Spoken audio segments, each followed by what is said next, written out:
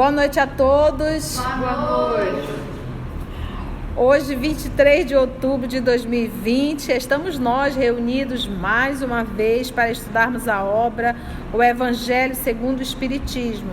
Nós estamos já no capítulo 28, intitulado Coletânea de Preces, Ação de Graças por haver escapado de um perigo. Prefácio, realizada pelo nosso querido Allan Kardec. Nós vamos iniciar fazendo a nossa prece de abertura. Querido amigo Jesus, repleto de gratidão por poder estar aqui mais uma vez em torno da sua palavra, que nos guiará hoje e sempre, como a luz que ilumina o nosso caminho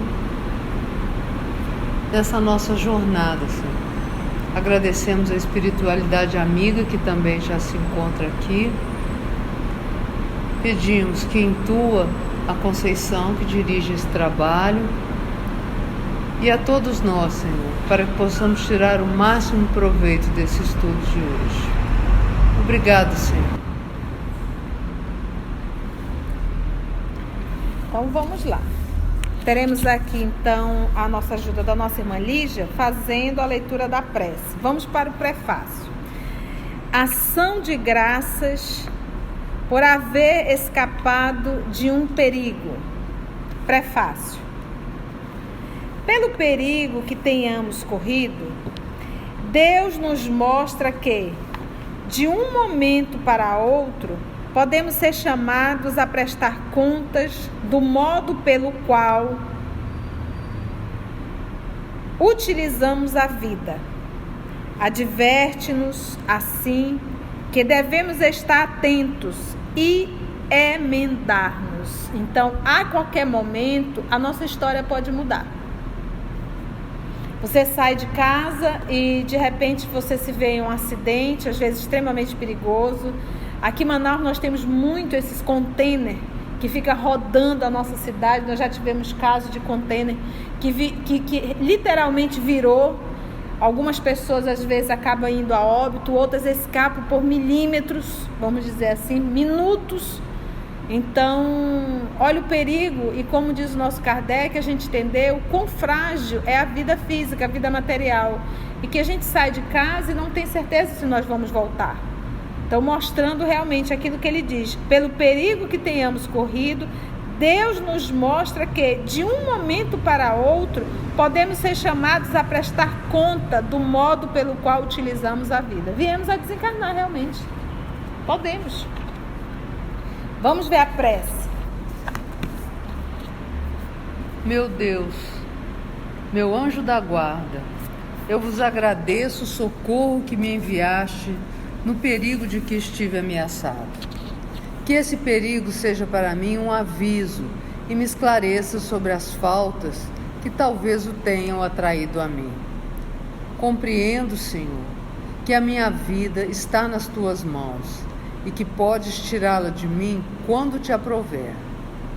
Inspira-me, por intermédio dos espíritos bons que me assistem, o propósito de empregar utilmente o tempo que ainda me concederes neste mundo.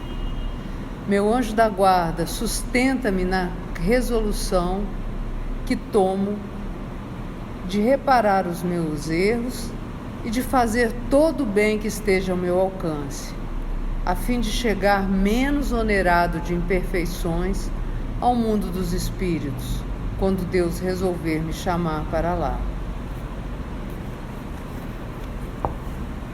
Eu vos agradeço o socorro que me enviaste no perigo que estive ameaçado. E só esse movimento de realmente reconhecimento, de humildade, de gratidão. Então, às vezes, você diz, puxa vida, ainda bem que eu escapei. Ainda bem que o fulano chegou.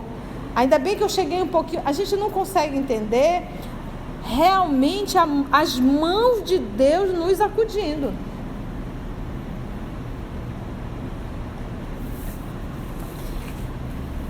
Vamos ver agora a hora de dormir.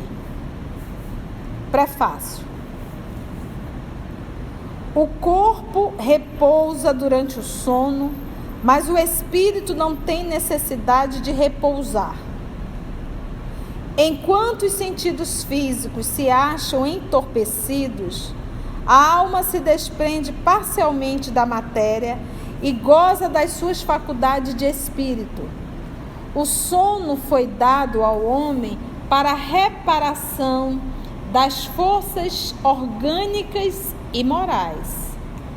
Enquanto o corpo recupera os elementos que perdeu por efeito da atividade de vigília, o espírito vai reintemperar-se entre outros espíritos. Por isso é que ele diz, o sono ele tem o propósito da reparação da força orgânica e moral. Moral por quê? Porque no momento do sono em que o corpo está dormindo, eu, espírito, estarei com outros espíritos. E nesse processo eu posso inclusive aprender. Então é aquilo que nós vamos ler, é o recreio do espírito. O momento do sono é o momento de liberdade, porque quando nós estamos encarnados, nós estamos jungidos, presos, ligados ao corpo físico. E no momento do sono é aquele momento de emancipação. É o momento que a gente se liberta parcialmente desse corpo físico. Agora, obviamente que esse meu estado de sono, essa emancipação, e eu oriento a estudar a emancipação da alma que está em O Livro dos Espíritos, nesse processo de sono eu vou estar exatamente com os meus afins. E o outro movimento que eu acho que esse é o propósito, é nos preparar para esse momento. Então vamos lá.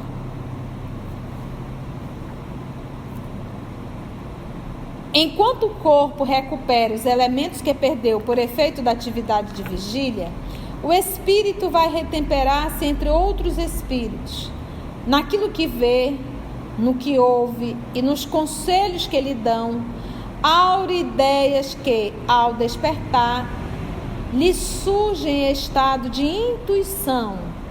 É a volta temporária do exilado à sua verdadeira pátria, que é a pátria espiritual. Nós estamos exilados no corpo físico. É o prisioneiro restituído momentaneamente à liberdade. Agora, obviamente, quando ele diz aqui, naquilo que vê, no que ouve, nos conselhos que lhe dão, aura ideias que ao despertar lhe surgem em estado de intuição. A pergunta é, com quem eu estarei para receber as intuições, as inspirações e as orientações?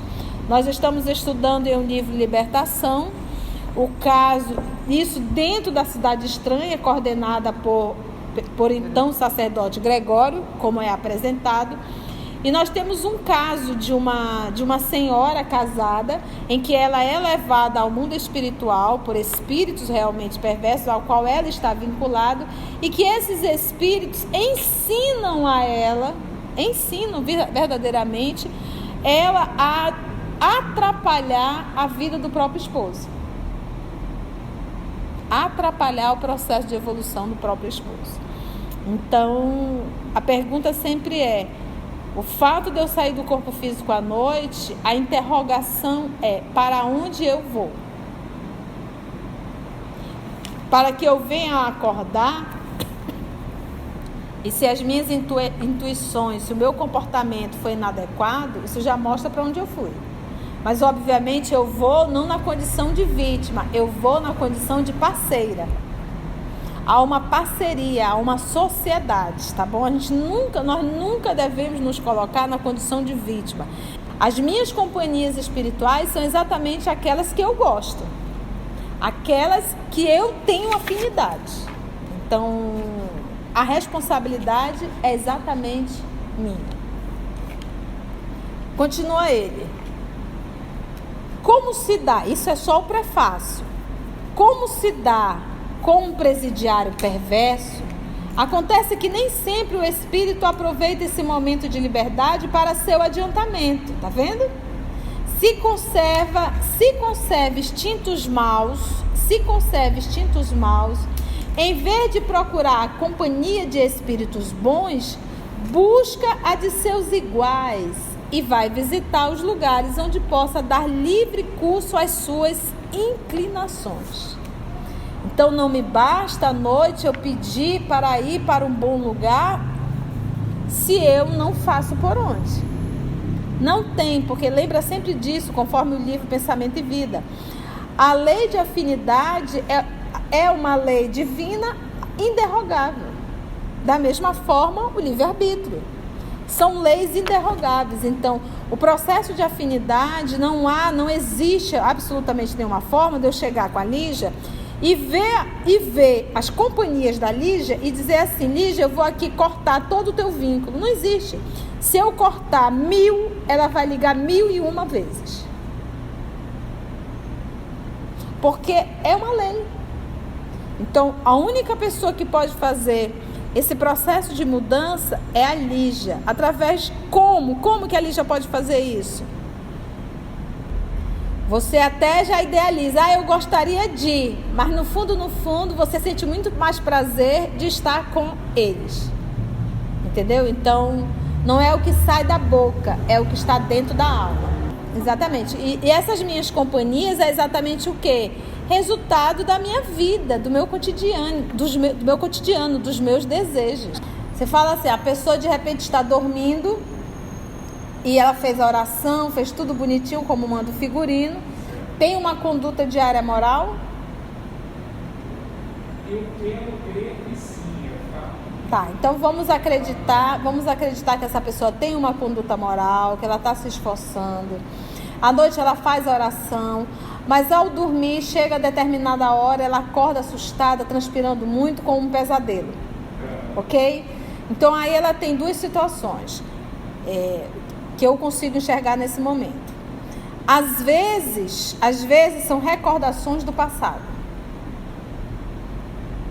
Atitude que a pessoa realmente tem, que carrega isso dentro dela, e aquilo vem aqueles flashes, ela se volta e se vê novamente naquela situação, tá? Ou ela pode estar realmente sobre uma ação obsessiva. A pior coisa que pode existir para um culpado é estar próximo do seu algoz. Então, eu me recordo, o primeiro livro espírita que eu li foi, se não me falha a memória, Bairro dos Estranhos. Eu acho que era esse o nome, era um livro fininho. E me chamou muita atenção porque o menino era cego. E o pai dele sempre acordava pela manhã dizendo que estava com muitas dores nas costas. E o menino à noite, quando ele dormia, ele saía do corpo e conseguia enxergar toda a casa dele. E ele conseguia inclusive relatar toda a casa, mostrar como a casa era. Descrevia tudo, como a casa era. E aí o que aconteceu? Um belo dia, ele entrou no quarto do pai. E quando ele chegou no quarto do pai, o corpo do pai estava dormindo, mas o corpo perispiritual, o espírito com o seu perispírito, estava sentado na cama. O corpo dormindo e ele, espírito, sentado. Ele não conseguia nem sair do quarto. E tinha um espírito que chicoteava ele, que ainda estava na roupagem de um escravo. E ele chicoteava o pai do menino. E ele viu aquela cena e pôde entender porque que o pai amanhecia com tantas dores nas costas. Então o que era? Numa vida outrora, o pai de hoje foi um capataz. E aquele escravo, que era uma vítima, não perdoou. E mesmo em uma nova encarnação, aquela vítima que se tornou agora um algoz, o perseguia. Entendeu? Então, são assim, a gente tem que realmente estudar cada caso. Mas quando se trata de mente humana, nós nunca podemos fechar ou rotular. A gente tem que realmente ouvir e dizer, pode ser isso, pode ser aquilo. Por isso é que a gente, no diálogo fraterno, nós temos o cuidado de fazer muitas perguntas, bastante perguntas, para que a gente possa realmente entender. Eu sempre tenho por hábito fazer isso. Façamos as perguntas, mas nós temos que saber quais perguntas. qual é a emoção, como você acorda, o que você sente na hora, qual é a sensação que você fica, entendeste? Isso está sendo corriqueiro, começou a partir de quando, há quanto tempo. Então, às vezes, foi uma situação que a pessoa viveu nessa encarnação e que acionou o inconsciente dela. Então, é muito delicado, né? É muito delicado, e entregar realmente a espiritualidade e pedir o quê? Uma coisa é certa: qual a cura para o espírito? Conduta moral. Então a gente nunca vai errar solicitando do participante a sua reforma íntima. Essa é a cura para tudo, porque uma vez nós realmente realizando a nossa reforma moral e direcionando a nossa conduta, tudo vai ficar melhor. É por isso que o que nós devemos fazer? Nós devemos preparar a nossa mente constantemente. Então eu tenho que selecionar o que ler, eu tenho que selecionar o que ouvir, o que conversar, o que ver, entender? Tudo isso eu tenho que selecionar. Por quê? Porque como nós somos criaturas que estamos nesse processo de evolução, nós também temos livros e filmes dentro de nós vividos, que basta uma cena e aciona tudo. Quantas pessoas não olham para uma faca e passam um mundo na hora, na sua cabeça? Engano, né? Porque eu disse, não quero nem ver isso, mas a história já está todinha. Eu só quis. Por isso que a gente tem que evitar. E realmente não divulgar determinadas imagens, né? Então ele diz assim: como se dá com um presidiário perverso, acontece que nem sempre o espírito aproveita esse momento de liberdade para o seu adiantamento. Estou repetindo. Se conservar instintos maus, em vez de procurar a companhia de espíritos bons, busca a de seus iguais e vai visitar os lugares onde possa dar livre curso às suas inclinações. Livre curso. Então nós sabemos que existe ambiente no mundo espiritual de orgias, de perversidade, tem tudo, para todos os gostos. Que aquele que se ache compenetrado desta verdade, eleve o seu pensamento a Deus. Olha só, que aquele que se ache compenetrado desta verdade, eleve o seu pensamento a Deus, quando sinta aproximar-se o sono, e peça o conselho dos espíritos bons e de todos cuja memória lhe seja cara, a fim de que venham se juntar a ele nos curtos instantes de liberdade que lhes são concedidos. Nos curtos instantes. Então, 7, 8 horas de sono, mas em verdade não foram 7, 8 horas de mundo espiritual. E nós temos aquele período do sono ainda muito... sem ter feito realmente a emancipação. É aquele sono que você está mais no corpo do que fora do corpo. Então existe normalmente esse período que a gente emancipa, é aquele período que a gente apaga total. Que é aquilo que nós vamos dizer é a morte. A morte, por isso é que eu digo, todos os dias nós morremos um pouco. Todo dia nós treinamos. Todo dia, todos os dias nós treinamos.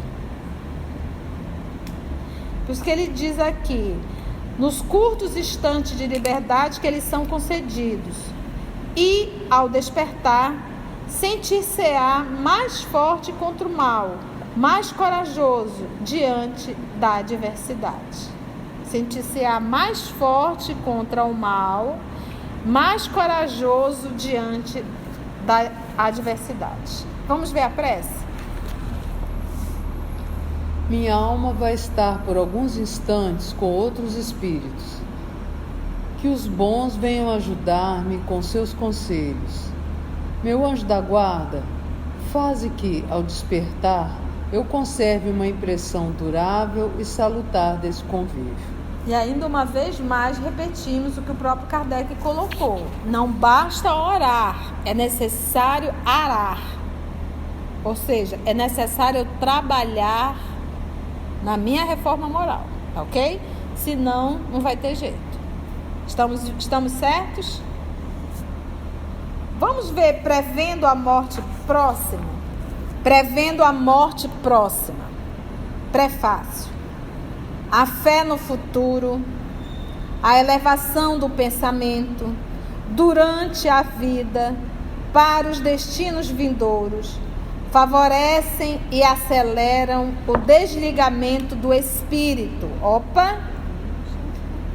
Por enfraquecerem os laços que o prendem ao corpo, tanto que, frequentemente, a vida corpórea ainda não se extinguiu de todo e a alma, impaciente por estar vinculada ao corpo, já alçou o voo para a imensidade. Esse aqui é o ponto ápice do nosso processo de evolução. É isso aqui que nós temos que buscar enquanto estamos aqui. Exatamente para o quê, tia? Para nós não darmos trabalho para a espiritualidade. E para muito menos nós não ficarmos na beira do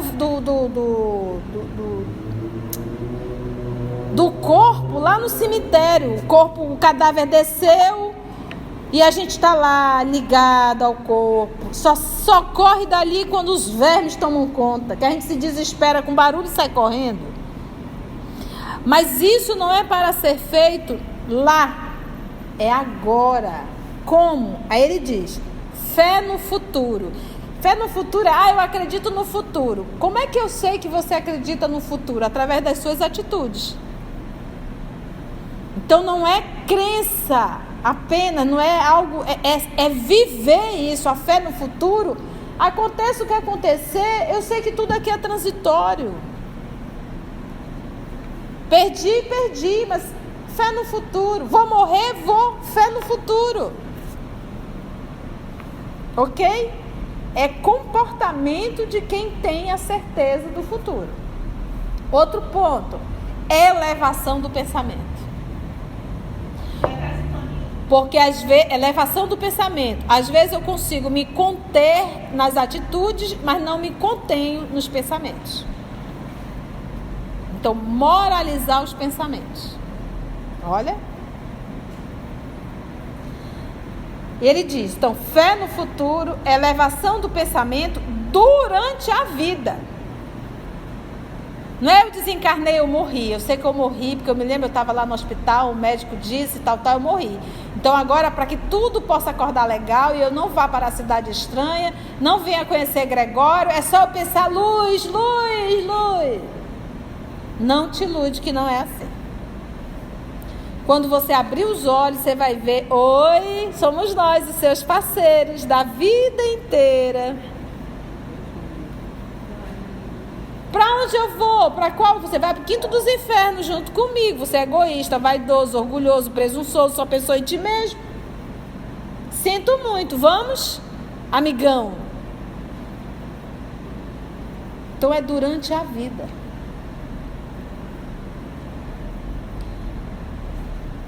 Para os destinos vindouros, favorecem e aceleram o desligamento do espírito. Tanto favorece, quanto que acelera o desligamento. Esse pensamento. Pensamento e atitude. Porém, enfraquecer os laços que o prendem ao corpo. Tanto que, frequentemente, a vida corpórea ainda não se extinguiu de todo e a alma impaciente por quê? Porque adora a vida espiritual, a vida de espírito, fica ali impaciente, doida para desencarnar, doida para voltar à pátria.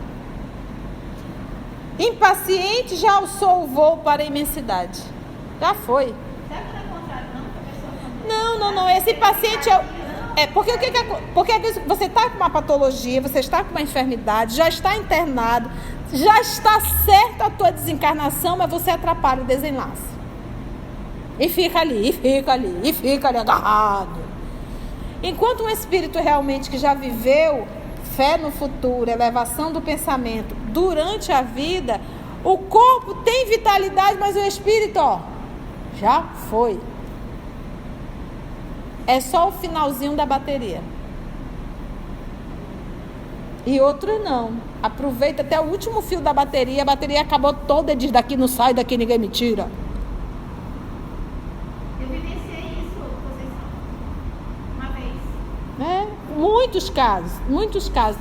Em casos de pessoas que, às vezes, chega um ente querido e dizer, pode ir. Pode ir, não se preocupe não que a gente vai dar jeito. A pessoa desencarna. Quantas histórias dessas a gente já não ouviu? Eu estava dormindo. Então ele diz assim: já o sol voa para a imensidade. Ao contrário, num homem que concentra todos os seus cuidados nas coisas materiais, aqueles laços são mais tenazes. A separação é penosa e dolorosa, e o despertar no além-túmulo é cheio de perturbação e ansiedade. Eu acho engraçado quando eu vou a velório, né? Algumas vezes, e as pessoas sabem que somos espíritas, né? Tem espírita que adora ser místico, né? A pessoa chega comigo e diz assim: você é espírita, né? Eu digo: sou. Como é que você acha que ele está? Aí eu digo assim: ele era um ser humano bom? Ah, era um ser humano maravilhoso. Então tá bem. Acabou. Era um ser humano ruim? Então tá mal. Porque a gente não precisa. Basta, isso é óbvio. Colher, plantou, colheu. Aí o místico, o espírita místico: eu tô sentindo, ele está aqui presente, sofrendo. A gente não tá vendo nada, é só piti. Tô sentindo mal-estar, uma coisa, sabe? Eu me recordo uma vez, eu fui a um velório, eu estava ali orando pela pessoa que desencarnou. Realmente foi uma morte bem complicada, porque ele morreu na casa da amante e a esposa lá chorando. Eu ali olhando para aquilo, orando. E aí veio uma senhorinha. A gente percebi que era uma senhorinha e disse assim: até para morrer ele faz minha filha passar vergonha. Eu disse: é verdade. Aí eu olhei para minha irmã e disse assim: a mãe dela ainda está viva? Não, mano, ela já morreu. Eu disse: tá. Você está assistindo ela aqui? Eu disse: não, mano, só curiosidade. Mas já sabia quem mandou o recado. Até para morrer ele faz minha filha passar vergonha. Porque o pessoal chegava e dizia assim: mas morreu de quê? Ele estava bonzinho.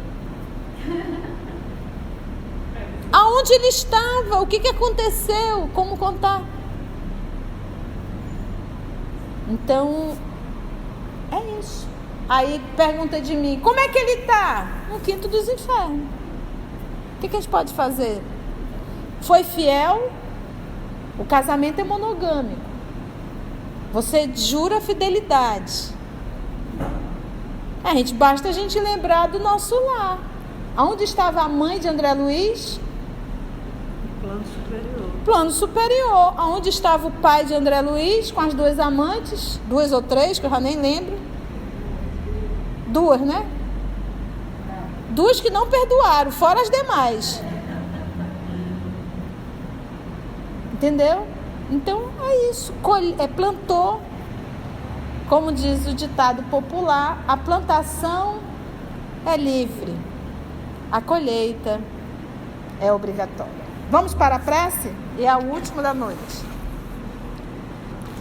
Meu Deus, creio em Ti e na Tua infinita bondade, razão pela qual não posso crer que hajas dado ao homem a inteligência para Te conhecer e a aspiração pelo futuro, para depois o mergulhares no nada. Creio que o meu corpo é apenas um envoltório perecível da minha alma e que, quando eu tiver deixado de viver, acordarei no mundo dos espíritos. Deus onipotente, sinto que se desfazem os laços que prendem minha alma ao meu corpo e que logo irei prestar contas do emprego que fiz, da vida que vou deixar. Vou sofrer as consequências do bem e do mal que pratiquei. Lá não haverá ilusões nem subterfúgios possíveis. Todo o meu passado vai desenrolar-se diante de mim e serei julgado segundo as minhas obras. Nada levarei dos bens da terra. Honras, riquezas, satisfações da vaidade e do orgulho, tudo enfim que é peculiar ao corpo, permanecerá nesse mundo. Nem a mais ínfima parcela de todas essas coisas me acompanhará, nem me será de utilidade alguma no mundo dos espíritos. Apenas levarei comigo o que pertence à alma, isso é, as boas e más qualidades, para serem pesadas na balança da mais rigorosa justiça. Serei julgado com tanto maior severidade, quanto maior tenha sido o número de ocasiões que tive para fazer o bem, mas não fiz, proporcionado pela posição que ocupei na terra. Capítulo 16, item 9. Deus de misericórdia, que o meu arrependimento chegue aos teus pés. Digna-te lançar sobre mim o manto da tua indulgência. Se te aprouver prolongar minha existência, que o restante dela seja empregado em reparar, tanto quanto em mim esteja, o mal que eu tenha praticado. Se sou fatal a minha hora, levo comigo o pensamento consolador de que me será permitido redimir-me por meio de novas provas, a fim de merecer um dia a felicidade dos eleitos. Se não me for dado gozar imediatamente dessa felicidade, sem mescla, partilhada tão só pelos justos por excelência, sei que a esperança não me está perdida para sempre e que, pelo trabalho, alcançarei o fim mais cedo ou mais tarde, conforme os meus esforços. Sei que os espíritos bons e o meu anjo da guarda estão perto de mim para me receberem. Logo os verei como eles me veem. Sei que encontrarei de novo aqueles a quem amei na terra, se o tiver merecido, e que aqueles que aqui deixo virão juntar-se a mim, que um dia estaremos todos reunidos para sempre e que, enquanto esse dia não chegar, poderei vir visitá-los. Sei também que vou encontrar aqueles a quem ofendi, que eles possam perdoar-me tudo quanto poderiam censurar em mim. Meu orgulho, a minha dureza, minhas injustiças, a fim de que a presença deles não me mate de vergonha. Perdoo aos que fizeram ou quiseram fazer o mal na terra. Não alimento nenhum rancor contra eles e peço-te, meu Deus, que lhes perdoes. Senhor, dá-me forças para deixar sem pesar os prazeres grosseiros desse mundo, que nada representam diante das alegrias puras do mundo onde vou penetrar. Nele não há mais tormentos para os justos, nem sofrimentos, nem misérias. Só o culpado sofre, embora sempre lhe reste a esperança. A vós, espíritos bons, e a ti, meu anjo da guarda, não me deixeis cair nesse momento supremo. Fazei que a luz divina brilhe aos meus olhos, a fim de que minha fé se reanime se vier a abalar-se. E aqui tem uma nota, né? Veja adiante o item 5, prece pelos doentes e obsidiados. Tá ótimo. E assim nós conseguimos finalizar mais um estudo da obra O Evangelho segundo o Espiritismo. Vamos fazer a nossa prece de agradecimento a Deus por tantas lições que recebemos mais uma vez essa noite. Vamos orar?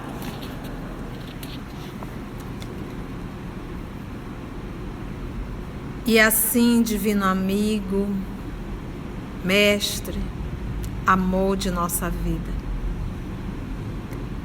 mais uma vez te agradecemos por todas as lições que nos foram dadas essa noite.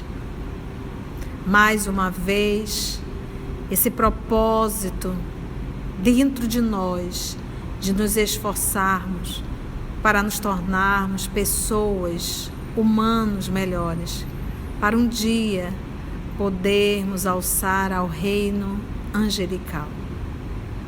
Obrigada, divino amigo, obrigada a todos os amigos espirituais e que nós possamos, divino amigo, permanecer com a tua paz. Graça te damos, Senhor.